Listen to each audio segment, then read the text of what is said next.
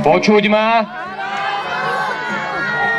Takže ešte raz, počuť ma?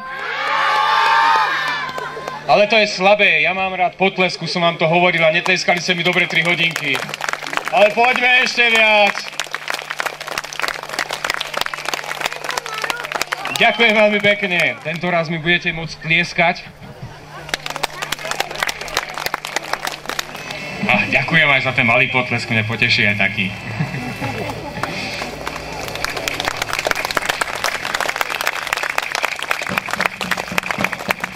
Ja potlesk znesem v akejkoľvek forme a akokoľvek dlho, hej, takže nehambite sa. Môžete mi predtým ešte zatlieskať, lebo som pekný, teraz som krajší.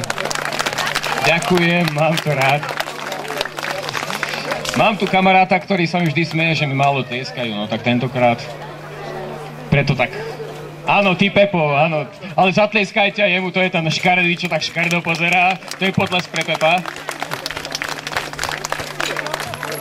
Ďakujeme za váš neutíchajúci potlesk.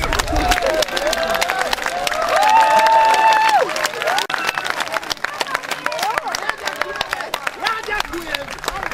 Nie, tebe neďakujem. Tebe pískajú. Tebe. Pán za tu pichlav.